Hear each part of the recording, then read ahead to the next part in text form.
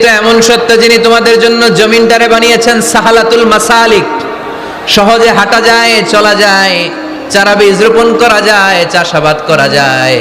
আল্লাহ বললেন জমিনের আনাচে কানাচে ঘুরে বেড়াও, জমিনের মধ্যে তোমাদের জন্য রিজিক রেখে দিয়েছে কে? এই জমিনের সব জায়গায় রিজিক আছে। আপনি জমিনের পাহাড়ে যাবেন, পাহাড়েও রিজিক আছে। জানেন পাহাড়ে কি চাষ হয়? হ্যাঁ, জুম চাষ হয়। বাংলাদেশের পাহাড়ে জুম চাষ হয়, আর মালয়েশিয়ার পাহাড়গুলোতে সব চাষ হয়। মালয়েশিয়া একটা জায়গা আছে ক্যামেরুন হাইল্যান্ড, ভাই গেছিলেন নাকি? ৬,০০০ ফিট উপরে, ঠান্ডা, প্রচন্ড ঠান্ডা। আমি প্রায় যাই, ওখানকার চা বাগানের স্নিগ্ধ হাওয়া আমাকে টানে খুব, বাতাসটা খুবই ক্লিন, ভাল লাগে। ওই ক্যামেরুন হাইল্যান্ডে ৬,০০০ ফিট উপরে ওরা করেছে ফুলের বাগান, ফলের বাগান, চায়ের বাগান, স্ট্রবেরির বাগান, মধুর চাষ করে। আর এই ৬,০০০ ফিট উপরে এই ভেজিটেবলস আইটেমগুলো দিয়ে তারা পুরো মালয়েশিয়ার খাদ্যদ্রব্যের যত সংকট, সব সংকট তারা দূরীভূত করেছে। সুবহানাল্লাহ পড়েন। তো ওনারা পাহাড়ের উপর চাষ করে, আর আমরা সমতল জায়গায় চাষ করতে চাই না। চাষাবাদ করতে আমাদের লজ্জা লাগে। কি লাগে? যুবক ভাইয়েরা, কাজে কোনো লজ্জা নেই। কাজে কি নেই? পরিশ্রমে লজ্জা নেই। লজ্জা হচ্ছে অলসতায়, লজ্জা হচ্ছে অকর্মণ্যতায়। আমরা কাজ করে খেতে চাই, পরিশ্রম করে খেতে চাই। রাজি আছো সবাই? এখন অনেকে রুফ গার্ডেনিং করে। রুফ গার্ডেনিং মানে ছাদের, বাসার ছাদের উপরে কি সুন্দর পেঁপে গাছ, আম গাছ। আমি নিজে দেখেছি, নিজেরা খায়, আশেপাশের প্রতিবেশীদের সবাইকে দেয়, বাজারে বিক্রিও করে। নিউ আইডিয়া, রুফ গার্ডেনিং করো। তারপর একসাথে হাঁসের চাষ হয়, পানিতে হাঁসগুলো ভেসে বেড়ায়, আর নিচে মাছের চাষ হয়। এরকম অনেক যুবক আছে যারা এগুলো করে করে স্বাবলম্বী হয়েছে। আমরা এগুলো করতে চাই না, আমাদের লজ্জা লাগে।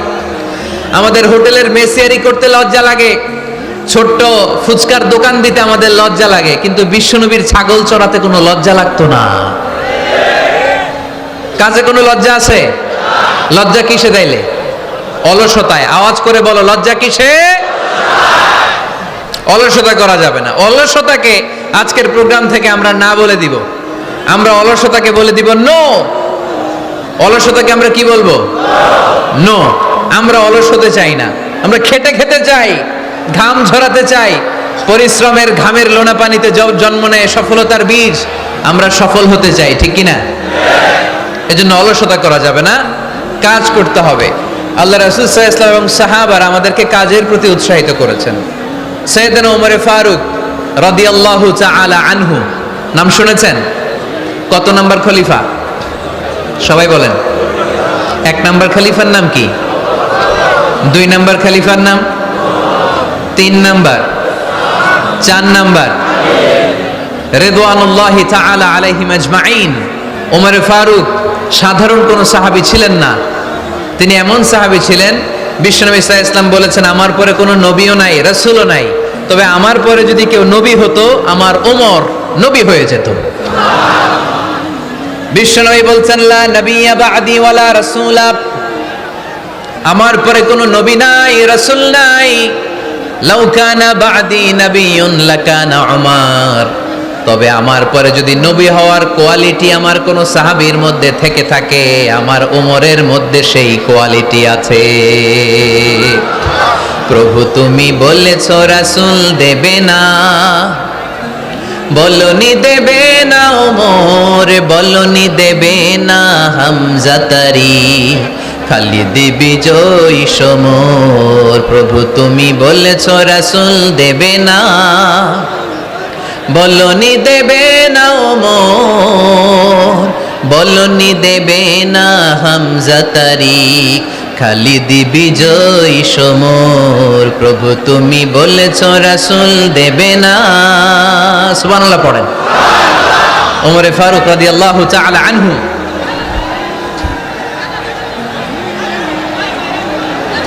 ভাইজান দোয়া করে দেই, কষ্ট হচ্ছে অনেক। শেষ করে দিব, আলোচনা শেষ করে দিব। আর কয়েক মিনিট শুনবেন, শুনবেন, শুনবেন তো। বারবার এরকম আওয়াজ করলে কি শোনা যাবে? এই ছেলেরা, এই অডিও শোনো না তোমরা? অডিও, অডিওতে চেহারা দেখা যায় নাকি? বসো, তোমরা অডিও শুনবে, এরা ভিডিও দেখবে। বসো। আওয়াজ নাই।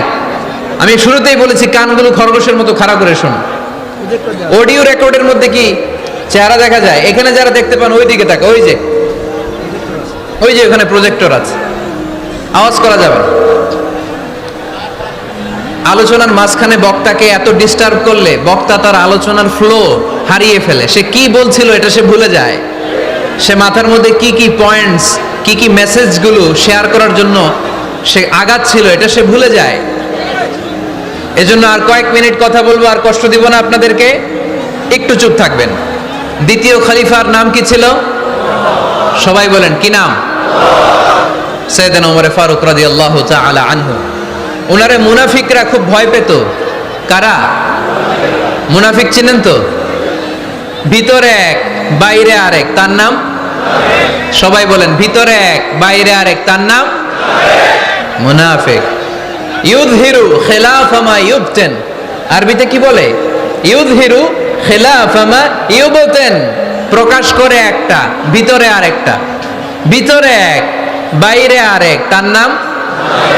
সবাই বলেন ভিতরে এক বাইরে আরেক, তার নাম? আমরা কি মুনাফিক হতে চাই? এরা যখন যে সুবিধাজনক অবস্থানে থাকে তখন তার সাথে থাকে।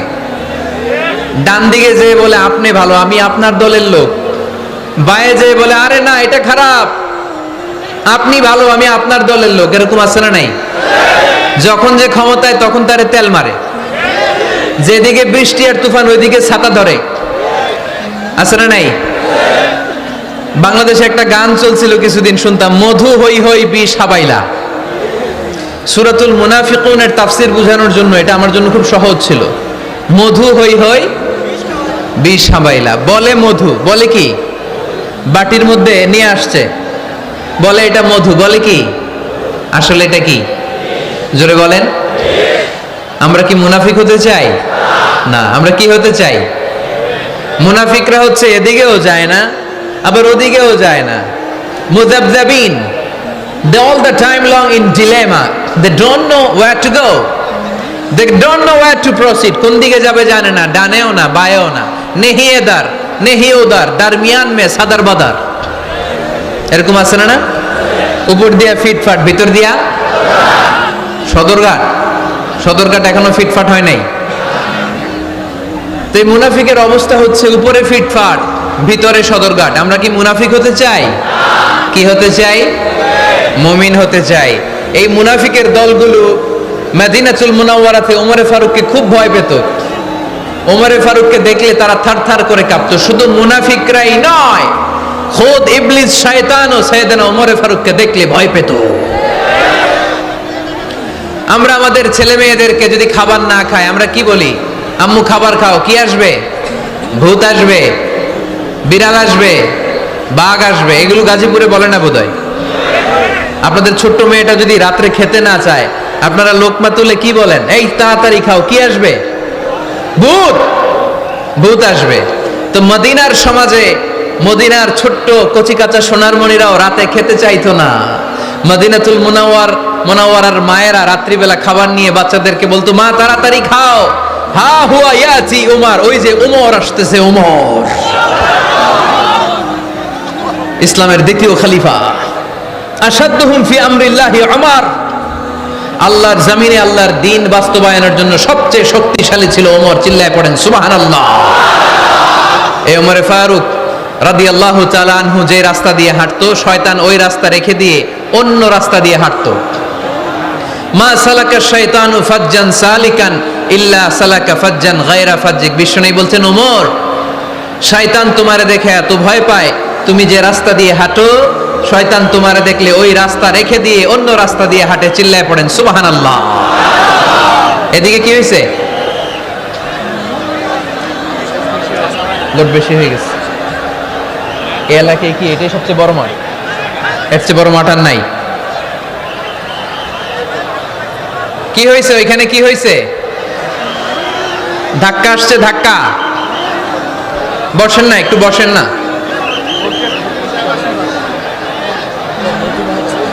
মন্ত্রী মহোদয় আসছে?